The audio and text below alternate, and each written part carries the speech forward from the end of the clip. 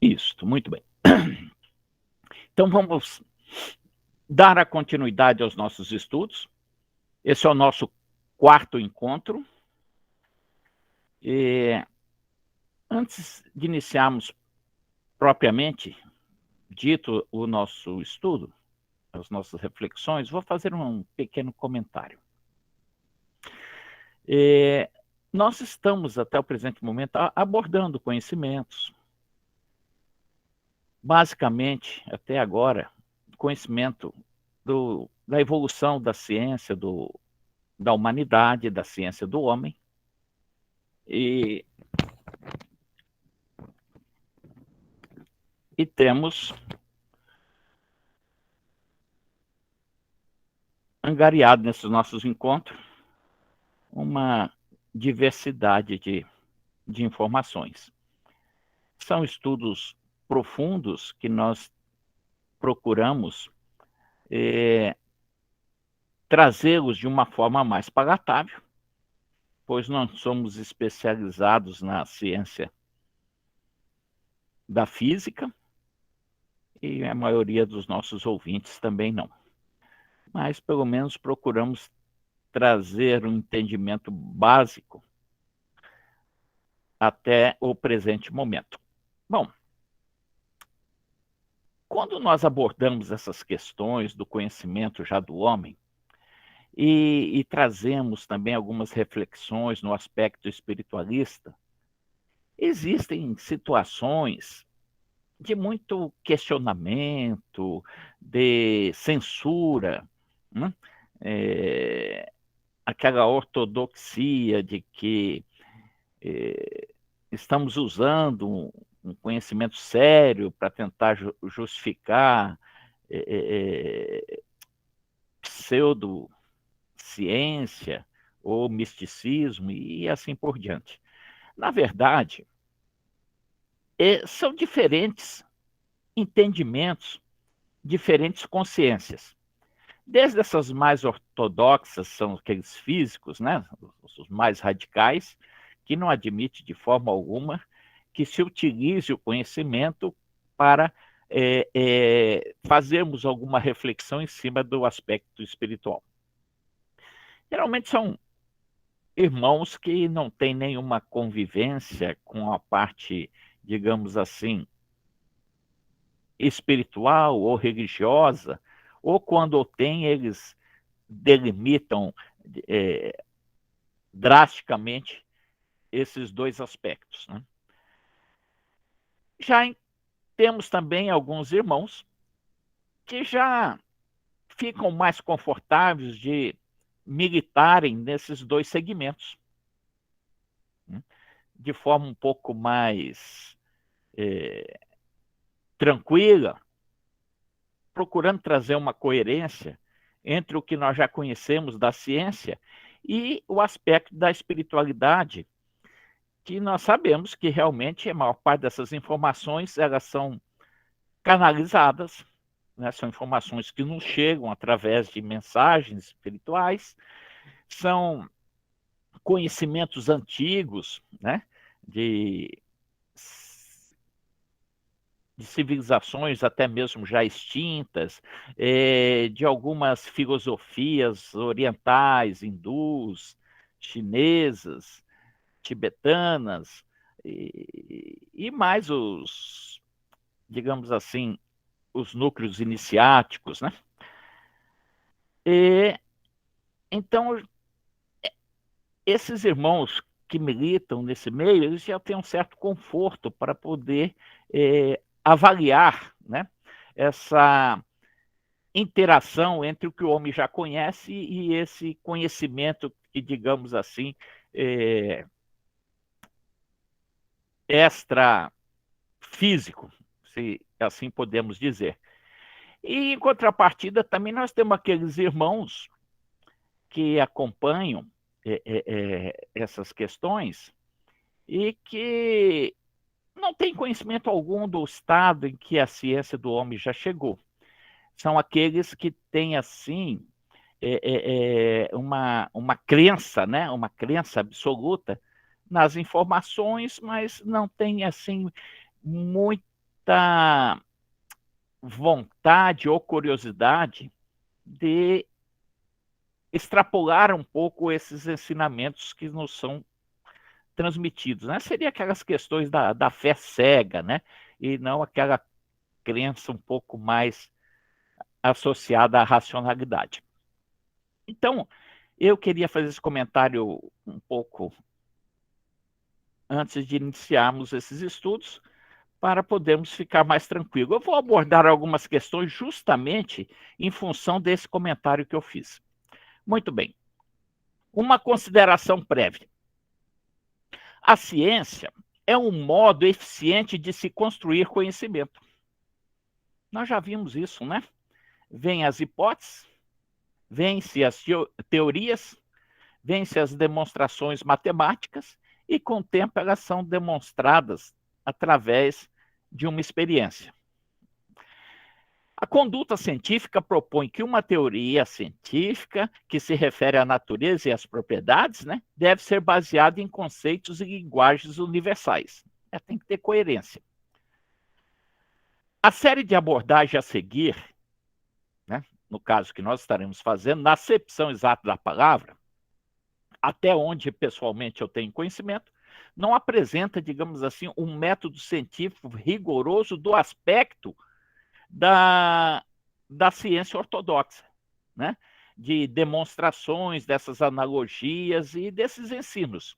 Geralmente nós temos essas vivências que esses irmãos não têm conhecimento, que é a própria a ação, a participação dos próprios sensitivos, médiums, que além de serem canais do conhecimento, eles também, através de desdobramentos, vivenciam uma série de experiências que estão além do que a ciência até o presente momento entende. Desculpe. Muito bem. E continuando. Portanto, que os cientistas não se sintam desrespeitados pelas reflexões aqui expostas, ou pelo trabalho que nós estamos desenvolvendo. No meu ponto de vista, não há fundamento em se afirmar que o atual conhecimento científico realmente embase ou corrobore, do jeito que eles entendem, na ortodoxia, as teorias espiritualistas. Mas, em contrapartida, também, nem mesmo o entendimento de que a ciência demoniza o espiritismo, a reencarnação, ou manifestação, ou as experiências transcendentais, né? Isso vai muito do, digamos assim, do nicho, do grupo, né? Entre a rejeição absoluta, entre o entendimento e entre o desconhecimento. No contexto atual, a conexão entre o avanço do conhecimento científico e espiritualidade é livre associação, são teorias, são informações que precisam de reflexões. Não significa que nós estamos usurpando o conhecimento da ciência. É, antes de tudo, uma questão de livre reflexão. É uma questão de fórum íntimo. Né? Isso que às vezes é difícil as pessoas entenderem. Antes de adentrarmos ao tema proposto, vou trazer alguns pequenos conceitos, no intuito mais de abrir, digamos assim, a mente. Conceito de crítica. Crítica vem a ser a análise avaliativa de alguma coisa, ação de julgar ou de criticar, formar seu fórum íntimo. Arte, capacidade e habilidade de julgar, de criticar, juízo crítico. Ato de fazer crítica, analisar algo ou analisar alguém e tirar o seu entendimento próprio. Opinião. Opinião é quando você avalia, julga, tira o seu entendimento pessoal, né? Você dá um parecer. Raciocínio. Um raciocínio lógico requer consciência e capacidade de organização do pensamento. Tem que ter coerência. Tem que ter lógica. Existem diferentes tipos de raciocínio lógico, como o dedutivo, indutivo e a abdução. No entanto, também pode ser aplicado na área da dialética. O que vem a ser dialética? Dialética significa a arte do diálogo, de trocar ideia, de discutir, de embate no sentido não bélico, né? O embate de trocas de ideias, de informações, persuadir, raciocinar. A chamada dialética de Platão, que vem a ser? É o movimento do espírito, é sinônimo de filosofia. É um método eficaz para aproximar as ideias individuais às ideias universais. É o que nós tentamos fazer. Platão disse que a dialética é a arte é técnica de questionar e responder a algo. É você exercer a sua liberdade de pensamento e de reflexão. A dialética de Aristóteles. Para Aristóteles, a dialética era um processo racional, a probabilidade lógica das coisas, né? mais focada, mais centrada, algo que é aceitável por todos, ou pelo menos pela maioria deles. Quando não há demonstração, você tem a tese, você tem a teoria. Kant continuou com a teoria de Aristóteles dizendo que a dialética é, na verdade, uma lógica de aparências, pois se baseia em princípios subjetivos. O que nós vimos até agora, dentro da ciência convencional, da física convencional tradicional, o desenvolvimento, por exemplo, do conhecimento da teoria da relatividade de Einstein, a própria mecânica quântica, como nós vimos anteriormente, tudo partiu do início de uma ideia, do insight, muitos dizem até mesmo de uma intuição transcendental, e em cima disso, formulações, demonstrações matemáticas e assim sucessivamente.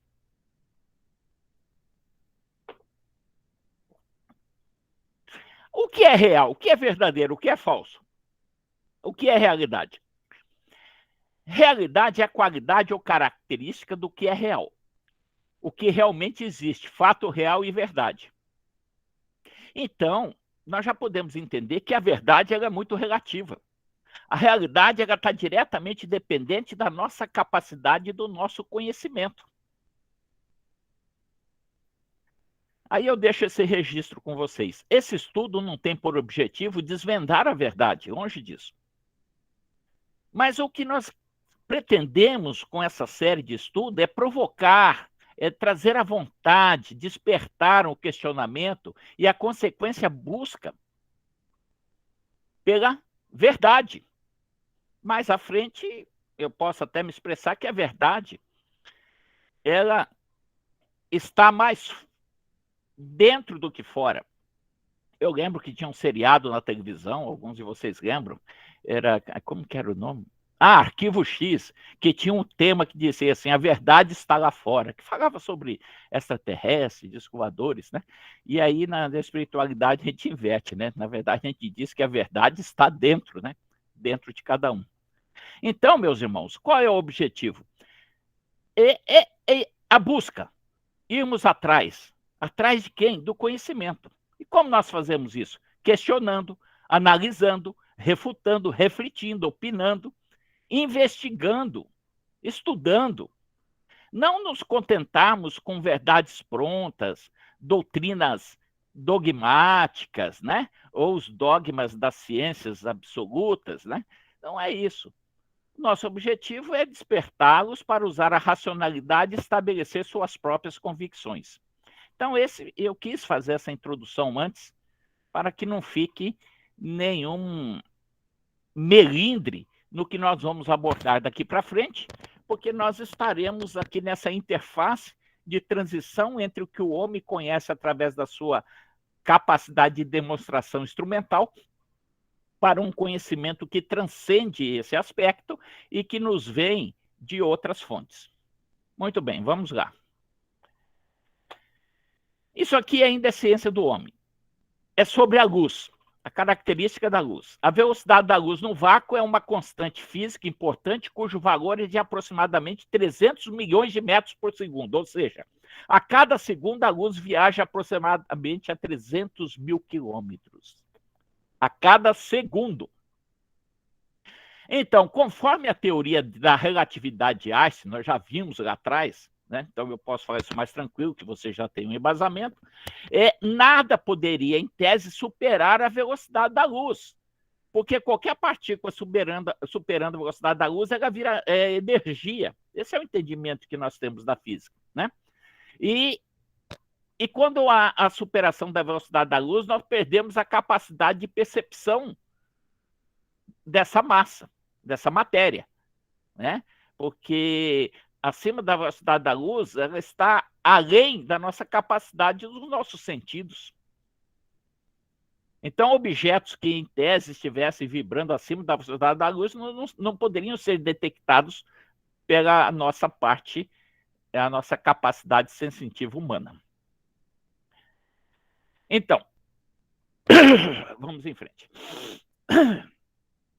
Fisicamente, uma partícula acelerada à velocidade da luz gasta uma energia exponencialmente maior. Quer dizer, para ganhar a velocidade, precisa de uma aceleração. Para exercer essa aceleração, é preciso a ação de uma energia. Quanto mais essa aceleração ocorre, necessita-se de digamos assim, um valor energético grande.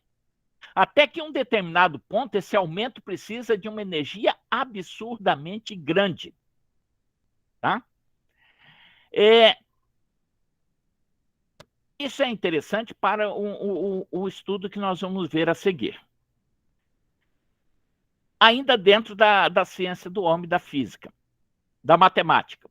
Quando se inserem números maiores do que da velocidade da luz na equação de Lorentz-Einstein, chega-se a soluções com raiz quadrada de números negativos. Ocorre que, na matemática tradicional, números negativos, raiz quadrada de números negativos, eles são desconsiderados. Eles não são classificados como valores válidos pela matemática. Muito bem, vamos entender um pouco isso. Mas, Dr. Charles Moses, um matemático, aí é um postulado dele, ele considerou que a raiz quadrada dos números negativos são, sim, válidos. E ainda deu uma denominação para eles. Chamou-os de hipernúmeros. Então, esses números, a raiz quadrada desses números negativos, esse resultado ele denominou de hipernúmeros. Ou seja, da mesma forma que a matemática convencional postulou a não existência das raízes desses números, não considerou a existência deles, o Dr. Moses, pelo contrário, ele postulou, ele convencionou considerá-los como reais verdadeiros, como válidos, e passou a estudá-los. E, em cima disso, gerando soluções para determinadas equações da própria física quântica e do eletromagnetismo. Muito bem.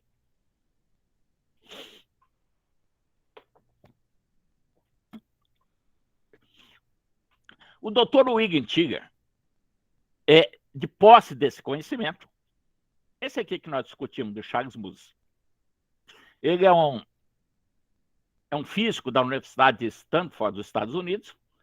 Em cima desse conceito, desse postulado, ele elaborou um gráfico analisando esse modelo matemático, obtendo duas curvas representadas por uma imagem espelho. Vocês vão ver essa representação aqui nessa imagem à direita de vocês. Então, nós temos um gráfico aí, tá? Um gráfico aí num plano. Né? Vocês lembram da matemática?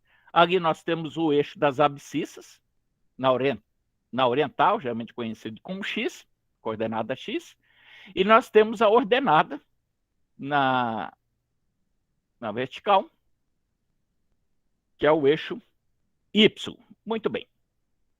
Então, ele trouxe essa curva para nós, que é a questão da relação entre velocidade e energia, aquilo que nós falamos lá atrás, da aceleração. Então, nós vamos ali do ponto zero. Conforme você vai aumentando a velocidade em direção à velocidade da luz, você demanda uma necessidade cada vez maior de energia. até chegar naquele ponto de, digamos assim, de limítrofe, na qual essa velocidade ultrapassa a velocidade da luz, aonde serão gerados aqueles cálculos de a raiz quadrada de números negativos, que foi denominado de hipernúmeros. Vocês estão lembrados disso? Então, o que significa isso? É a velocidade até a velocidade da luz, ou seja, da velocidade zero até o limite da velocidade da luz, né? Totalmente aceito pela matemática convencional, Dr. William postulou chamar isso da nossa realidade física ou nosso plano físico, que ele chama espaço-tempo positivo, né? A nossa realidade física. Quando ele trabalha com questões, ultrapassa esse limite com velocidades acima da velocidade da luz, vocês vão ver no quadrante inferior direito aqui um gráfico, tipo uma imagem espelho do que vocês têm do outro lado, fazendo a mesma curva, digamos assim, né? Que é aquela raiz quadrada dos números negativos que ele considerou e que o aumento dessa velocidade acima, sempre acima da velocidade da luz, da mesma forma também demanda um tipo de gasto energético. Mas são velocidades que estão acima já da própria velocidade estabelecida de 3.000 km por segundo, como nós vimos anteriormente, que é a velocidade da luz. A essa 300.000 km por segundo. A essa realidade aqui, ele chamou de espaço-tempo negativo, ou espaço-tempo etérico, né? Ele considerou que isso aqui é o plano espiritual. O que ele quer dizer com isso? Ele começou a trabalhar essas hipóteses para nós podermos entender a questão da existência de dimensões diferentes. Dimensões diferentes vibrando em energias de padrões diferentes. Isso que é interessante. Se nós pegarmos esse gráfico e continuarmos, por exemplo, nós poderíamos dizer aqui que nós fizemos uma transição do meio físico, matéria densa, terceira dimensão, para a quarta dimensão, entre aspas, e se continuarmos com esse processo acelerando mais, até um novo limite, e vamos transpor esse limite, nós estaríamos, por exemplo, num outro plano dimensional. E assim, se nós for levar em frente, continuamente, nós teremos uma sequência de planos dimensionais de acordo com esse processo de aceleração dessa partícula. Tá? Já em velocidades até mesmo não imagináveis para o nosso conhecimento. Muito bem. Então, aqui é interessante que, de repente, começa o doutor Ian Dolin Jr., ele traz até umas teses interessantes em cima desse estudo, que o doutor Herbert também, na sua obra, ele utiliza essa ideia, de que o plano físico é aquela parte, a matéria positiva, que é o quadrante superior esquerdo para vocês, que essa matéria positiva, ela tem a entropia positiva, né? Que é aquela tendência ao caos organizado, a entropia positiva. E esse plano espiritual, digamos assim, esse espaço-tempo negativo, teria a entropia negativa. Então, quando nós pensamos em encarnação, nós podemos extrapolar o entendimento de que nesse espaço-tempo negativo, de entropia negativa, de matéria negativa, seria ela, digamos assim, a matéria modeladora desse plano, desse espaço-tempo positivo que é a nossa realidade física. E quando ocorre o desencarne, é o oposto. é a ação da entropia positiva, que é aquela, que é o quê? É a degradação, né? É desagregar, é desfazer, é voltar, né, ao seu processo, o processo mais caótico no sentido da degradação, que é o que acontece com o nosso corpo físico quando há essa transição para a outra dimensão. É, é interessante nós lermos isso, às vezes a gente tem um entendimento e a gente não tem, talvez, a facilidade de passar esse entendimento para vocês. Então, espero que não tenha ficado muito complicado isso. Vamos em frente. Mas vale a pena vocês revisitarem esses estudos. Então, continuando, o Dr. Tiger, em seu modelo Tiger-Einstein, apresenta sua teoria para o espaço-tempo. Nós vimos lá, graficamente. Então, ele considerou, lá naquele... Lembra do gráfico? A abscissa, a coordenada lá, XY. Aquele quadrante superior esquerdo, ele denominou de espaço-tempo positivo, que são aquelas velocidades abaixo da velocidade da luz.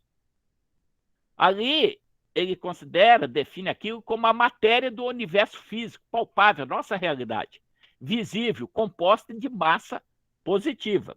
Já naquele quadrante inferior direito do gráfico, nós temos espaço-tempo negativo, velocidades acima da velocidade da luz. É a matéria do universo invisível, composta de massa negativa, entropia negativa. Então, pela teoria de Tiller, toda esta matéria não vista, que é até denominada de antimatéria, ela vibra em velocidades acima da velocidade da luz, representando assim uma dimensão diferente, não perceptível, que ele chama de zona espiritual. Nós estamos falando aqui de teorias, tá? Por isso que eu fiz questão daquela introdução com vocês. Tenhamos a mente um pouco aberta. Esse professor Amit é um PhD, professor titular de Física Quântica no Instituto de Física Teórica da Universidade de Oregon. Ele se destaca entre seus congêneres porque contribuiu para uma nova visão de mundo. Esse é um daqueles irmãos que estão naquele segundo exemplo que eu dei para vocês, aqueles que tentam entender um pouco, trazer um pouco da intersecção do conhecimento do homem até o presente momento com as teorias e os ensinamentos da espiritualidade. É por contribuir para uma nova visão de mundo que desvela a natureza espiritual da consciência, e ele tem uma obra exclusiva no livro dele, que é o Universo Autoconsciente. Trouxe mais como exemplo para vocês verem que tem pessoas que são profissionais sérios, muitas vezes discriminado por boa parte dos seus pares, mas que estão na ativa aí trabalhando. Dr. Hernani Guimarães Andrade, no livro Espírito, Perispírito e Alma, também é uma obra de reflexão sobre o modelo organizador biológico. Seria, né, aquela matéria negativa, aquele entropismo negativo, sendo modelo organizador, ou seja, modelador daquela matéria positiva. Apresenta uma hipótese considerando que o perispírito é formado em camadas. Vamos adiantar um pouco isso aí. O que é esse tal de perispírito?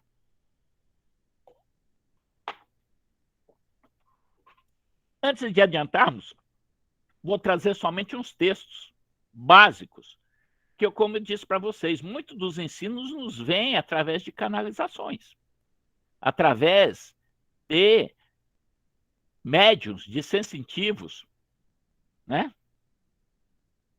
Muitos experienciando, desdobrando, e muitos através de registros, né? Psicografias de obras, nos seus diferentes mecanismos utilizados pela espiritualidade.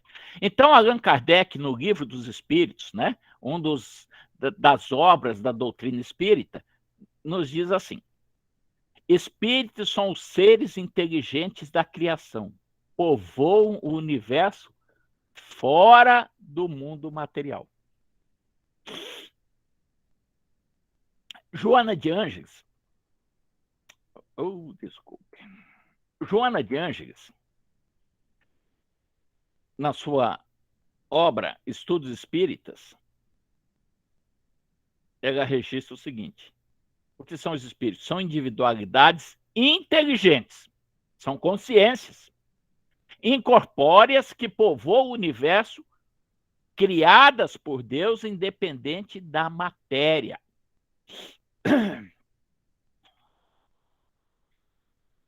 Então, isso aqui é uma reflexão, meus irmãos, em cima do que nós vimos até agora, tá? Isso é uma reflexão que nós estamos passando para vocês, nossa. Na visão da ciência humana, o corpo humano, ou seja, nós, o homem, é uma fantástica, intricada máquina biológica. É assim que nós vemos, né? Na biologia, na medicina, na ciência, na física, na química. É um organismo exclusivamente biológico, estruturado em complexos sistemas funcionais. Né? São as suas estruturas anatômicas, fisiológicas. Né? Em contrapartida, aí que entra aqui que eu quero chamar a atenção para vocês. Isso é um entendimento meu. Em contrapartida, ensinamentos esotéricos, teosóficos, ocultistas, espiritualistas, de religiões orientais, como eu já falei para vocês, né, de núcleos iniciados, instruem-nos os nossos próprios, nas nossas vivências, nas nossas casas espiritualistas também, a relações com os nossos sensitivos, nossos médios, experienciações, e assim sucessivamente. Instrui-nos que o homem não é mera matéria. Este transcende além das limitadas percepções desses nossos 5 sentidos humanos. E é isso que nós vamos começar a trabalhar agora, com a mente aberta. Um registro de André Luiz na obra Evolução em Dois Mundos. No estado atual dos vocês veem, nós estamos falando em conhecimento, né, avançado. No estado atual dos nossos conhecimentos, embora estejamos fora do plano físico, né, aqui ele se manifestando já lá no plano astral, não podemos definir em sua multiplicidade e configuração, porquanto a morte apenas dilata as nossas concepções, traz um pouco mais de luz, nos aclara a introspecção, iluminando-nos o senso moral, mas ainda sem resolver de forma absoluta, definitiva, todo esse intrincado de mistérios, de problemas que o universo nos propõe a cada passo com seus espetáculos de grandeza. Ou seja, é tudo um processo dinâmico. Ainda André Luiz, sob a orientação, aí são informações que ele está nos trazendo. Sob a orientação das inteligências superiores, congregam-se os átomos em colmeias imensas. O que são colmeias imensas, meus irmãos? Nós já vimos, são as moléculas, né? E sob a pressão espiritualmente dirigida de ondas eletromagnéticas, são forças, são controladamente reduzidas às áreas espaciais intratômicas. O que ele está querendo dizer? Ele está dizendo aí para a gente da realidade subatômica, aquelas partículas elementares também, né? Lembra que nós falamos do eletromagnetismo, da força forte, da força fraca, da força, né, que interage o elétron, que interage as estruturas do núcleo, sem perda de movimento para que se transforme na massa nuclear adensada. Com licença.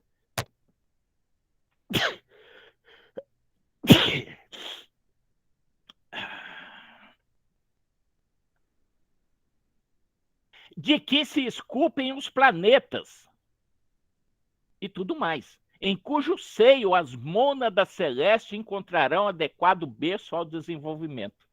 Esse é um texto, meus irmãos, é um pouco antes de 1960, 1959, 58, 57, se não me engano. Eu sei que é antes de 1960, já trazendo esse texto.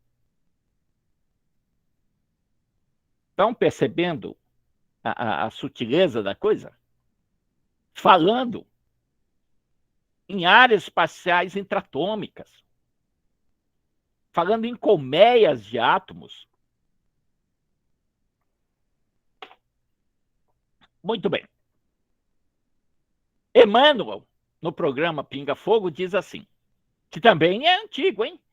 Esse aqui que eu falei para vocês, talvez boa parte dos nossos amigos que estão compartilhando com a gente hoje, talvez nem eram nascidos ainda. Emmanuel, nesse programa Pinga Fogo, diz assim, sabemos que o espaço não está vazio. O que é hoje um estudo muito grande? Eu nem trouxe para vocês, devido já o volume de informações, mas que nós andamos também avaliando, que é o quê? A matéria escura. O espaço escuro. Ou seja, hoje já há um entendimento da própria ciência de que não existe o vazio. Tudo é ocupado por energia. Então, são teorias hoje que já nos traz esse entendimento. Então, lá, Emmanuel já dizia assim, nós sabemos que o espaço não está vazio, mas precisamos esperar o progresso científico na descoberta mais ampla e na definição mais precisa daquilo que chamamos, lá naquela época, antimatéria. Porque é o que Tiller diz lá naquele gráfico que eu mostrei para vocês. Ele considera a matéria negativa em relação à matéria positiva como antimatéria também. Então, devemos aguardar que a ciência possa interpretar para nós a vida em outras dimensões futuramente. Muito bem. Agora, uma obra de Eduardo Augusto Lourenço, só isso aqui eu coloquei mais por questão de reflexão em cima daquilo que eu falei com vocês. Ele diz assim, o homem é um ser que transcende a matéria. É isso que nós estamos aqui abordando. E, como tal, desde a sua criação, está predestinado a percorrer o caminho de luz. Esse é o entendimento dele. Aí ele faz uns pequenos comentários. O fisiologista cético, eu diria aqui o cientista, o físico e demais especialistas, no entanto, insiste em enxergar esse homem apenas como um aglomerado de células. Já o incrédulo pensa que ele se finda com a morte, né? São o ateu que não entende, ele não consegue, digamos assim, acessar a possibilidade, a teoria da continuidade da realidade espiritual. Então a morte é a finitude, é o fim de tudo.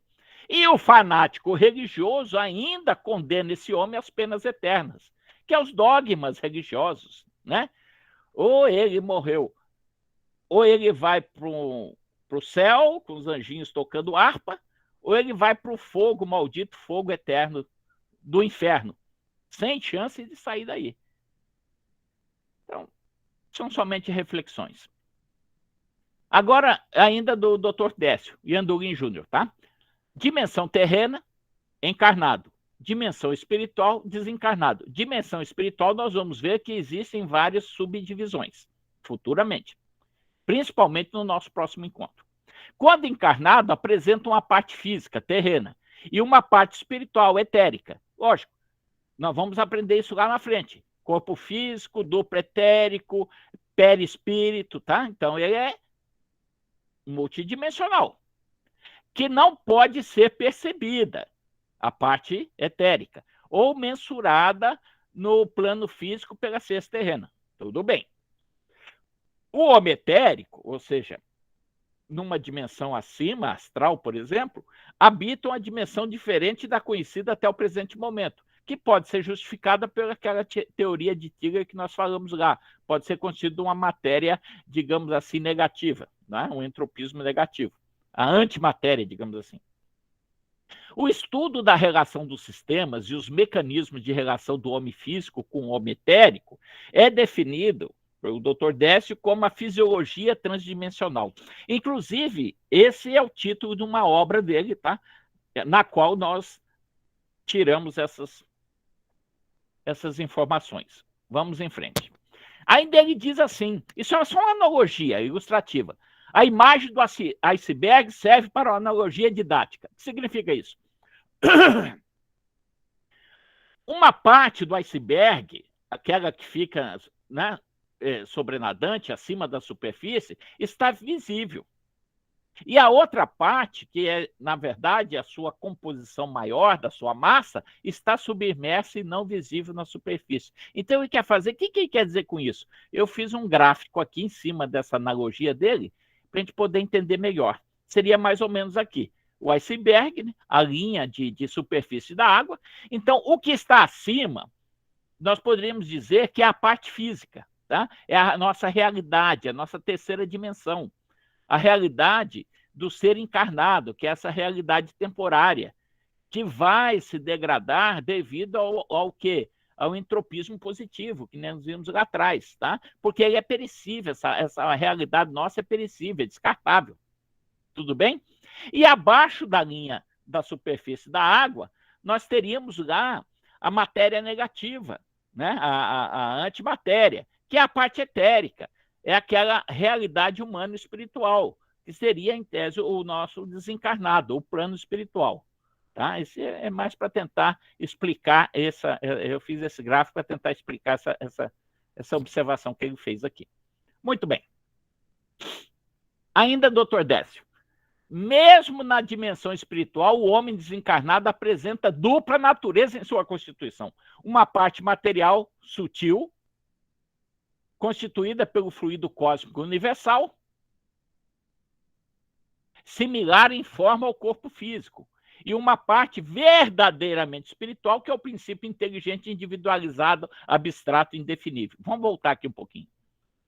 Ele quer nos dizer o seguinte, que, na verdade, essa manifestação do homem não é que ele se divide, ele é um contínuo único, mas ele tem, momentaneamente, ele tem uma fase da sua manifestação mais densa e menos densa. A mais densa seria a nossa realidade aqui, da nossa relação com a matéria, que nós chamamos do encarnado.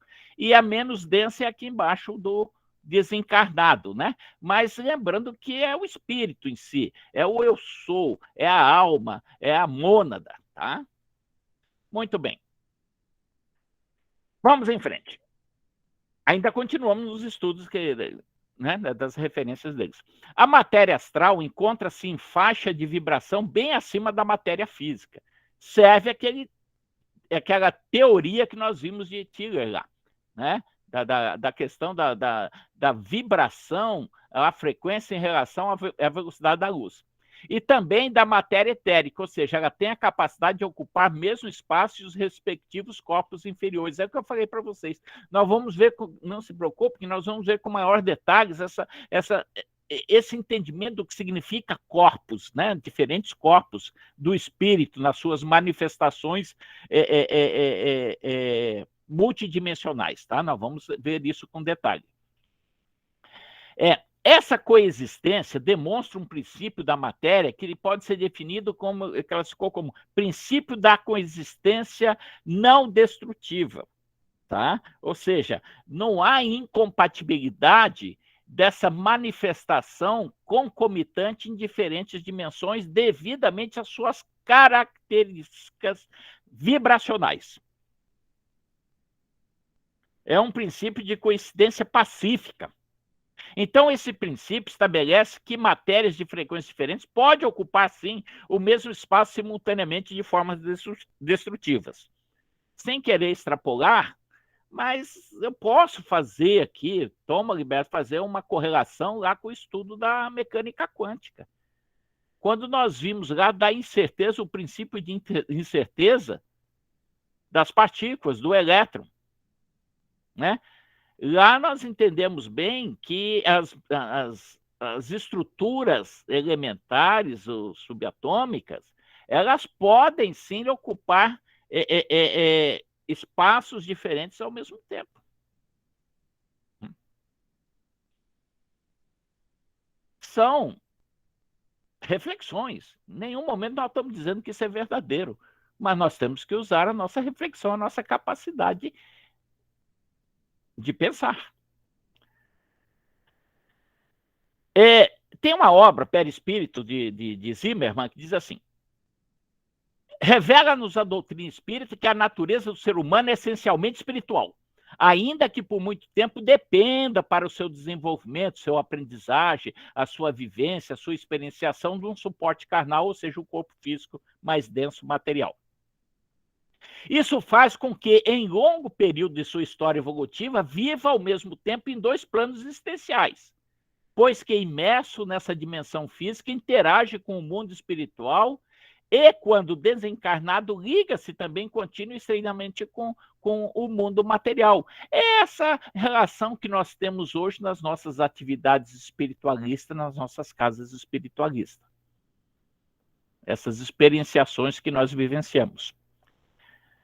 Ainda Zimmermann diz assim: compreende-se, então, que, na verdade, o existir é um interexistir, uma coexistência.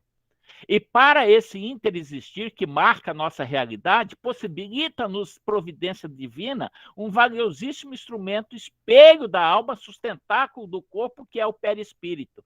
Ou seja, então, para a manifestação do espírito, do eu sou, da alma, nessa matéria física, ele precisa de um intermediário. Quem é esse intermediário? Ele chamou de perispírito. Esse perispírito também foi um termo utilizado lá por Kardec. Tá? Foi Kardec que nos trouxe esse termo. Aí, o perispírito, então, é por excelência o elo interexistencial, é a conexão entre essas duas realidades. Tá? Vamos fazer uma definiçãozinha um pouco mais ampla do perispírito, então. Ele é o envoltório sutil e perene da alma que possibilita sua interação com os meios espiritual e físico. Agora, voltando lá em Kardec, né, na codificação, segundo a doutrina, o ser humano é formado basicamente de 3 corpos, como eu falei para vocês: o físico, o perispírito e o espírito propriamente dito, a alma propriamente dita. Tá? São essas 3 manifestações. Mas, nos nossos estudos, principalmente já é conhecimento, assim, não é nenhuma novidade, principalmente para os membros da nossa casa espiritualista, a existência de desdobramento dessas subdivisões do perispírito. Outros conhecimentos do ensino, é aqueles que eu falei para vocês, na teosofia, o conhecimentos milenares, o hindu, né? Então, na verdade, ensina-nos da existência de 7 corpos. 7 corpos, incluindo o nosso físico. Sendo apenas um deles o corpo físico, e é esse que é percebido, digamos assim, na nossa realidade tridimensional, da nossa terceira dimensão aqui. Tá? Aqui nós estamos usando... Há, às vezes, subdivisões, entendimentos diferentes, mas vamos usar esse entendimento, esse ensinamento dos 7 corpos, tá? Vamos manter o foco aqui. Muito bem. Portanto, os corpos espirituais são 7 componentes que se interpenetram. Lembra que nós vimos? Né? Eles coexistem. Sendo que o mais diáfano ocupa as porções espaciais dos mais densos, perfeitamente definidos, mas vibrando em dimensões espaciais diferentes. Ali vocês veem uma figurazinha, nós podemos dizer assim, que essa vibração mais externa, ela é, como que eu vou dizer para vocês, ela é mais etérica, ela é mais diáfana, ela é mais sutil. Tá? E quando nós nos aproximamos, né, da parte mais interna, ela vai se densificando-se até a constituição do corpo carnal. Esses 6 corpos, ou seja, acima da terceira dimensão, tirando o corpo físico, são formados de um tipo de matéria eterizada. É isso que nós estamos trabalhando aqui. Fluidos, energias, né? Há certos entendimentos que entendem que energia e fluidos são a mesma coisa. No fundo, eles têm uma pequena diferença, mas não há também nenhum problema em, às vezes, utilizarmos um termo ou outro para se referindo ao mesmo processo, tá? O fluido não deixa de ser um tipo de energia, que foge aos órgãos de percepção normais dos seres humanos. Tudo bem, esses 6 não são perceptíveis. Entretanto, todos os 7 são independentes cumprem funções distintas, porém mantêm-se interligados. Nós somos um todo, nós não somos fragmentos. E com uma relação tão direta e íntima entre si que os torna um corpo único e indivisível. E é isso que eu me proponho a discutir com vocês no nosso próximo encontro. Exatamente destrincharmos, digamos assim, esses entendimentos. Tá? Aqui é só um resuminho final para nós encerrarmos. Esse gráfico, vem aqui à esquerda de vocês, está escrito ali visão espírita de Kardec, que é aquele entendimento. É o corpo físico, o perispírito e o espírito. Ou seja, você tem a alma, o espírito, né, o eu sou, o princípio, né, o divino, se manifestando no corpo físico, na matéria mais densa, através do intermediário que é o perispírito. Tá? O que nós vamos estudar aqui é exatamente isso. Nós vamos, assim, trazer uma subdivisão, uma segmentação do perispírito, né? Que é já aquilo que eu falei para vocês, uma visão, digamos assim, do esoterismo, da teosofia, né? Digamos assim, dos ensinos antigos, né? Os hindus, trazem-nos esses ensinamentos, nos trazem esse conhecimento que eu vou falar com vocês. Então, eles dão, assim, nos ensinam que, na verdade, o perispírito ele se manifesta no corpo astral, no corpo mental inferior, no corpo mental superior, no corpo búdico, tá? E o corpo átimo, que seria a centelha divina, né? E às vezes tem alguns entendimentos que dizem que, na verdade, a centelha, ou a mônada, estaria assim, mais acima, não na sétima, mas na oitava dimensão. Mas são referências, tá? Aqui o duplo etérico é uma manifestação, é um elemento que, na verdade, a gente não diria que ele é um corpo, né? Alguns entendem como corpo, mas, na verdade, ele é uma estrutura de intermediação. Como Kardec diz que existe o perispírito como intermediário entre espírito e corpo físico, o duplo etérico aqui vai fazer uma função de intermediário entre a matéria densa e o corpo astral. Por isso que nós consideramos que o corpo físico e o duplo etéricos, eles se representam na nossa terceira dimensão. Ele não é perceptível assim a princípio, a não ser por sensitivos e demais outras pessoas, porque justamente pela sua vibração, né? Ele é um pouco mais sutil. O corpo astral estaria representando, por exemplo, para a gente o que seria a quarta dimensão, né? O que seria a nossa realidade, o nosso mundo astral. Quando desencarnamos, né? Vamos para o astral. Que também tem as suas subdivisões. E o corpo mental inferior e o corpo mental superior, para nós, estaríamos assim relacionando isso com a quinta dimensão, o corpo búdico com a sexta dimensão e o corpo átimo com a sétima dimensão. Tá? Isso é só um apanhado geral, porque nós vamos agora, no nosso próximo encontro, ir mais fundo nisso. Tá? Eu sei que é um pouco cansativo, extenso, é muita informação, mas nós temos que lembrar, principalmente os trabalhadores da casa espiritualista, que estão trabalhando, atuando com energias, principalmente aqueles que atuam na assistência terapêutica, né, de curas espirituais ou multidimensionais, ele tem que conhecer, ele tem que entender isso, senão ele não vai ter a mínima noção do que ele está fazendo, com o que ele está trabalhando. Tá? Então, essa é a nossa preocupação de trazer um pouco mais de detalhamento em cima disso aqui. Tá? E os que não atuam diretamente com isso, é importante para que possa ampliar, digamos assim, o conhecimento. Tá?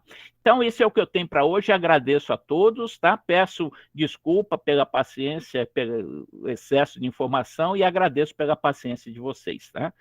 Então, fico aberto agora à interação com vocês. Obrigado.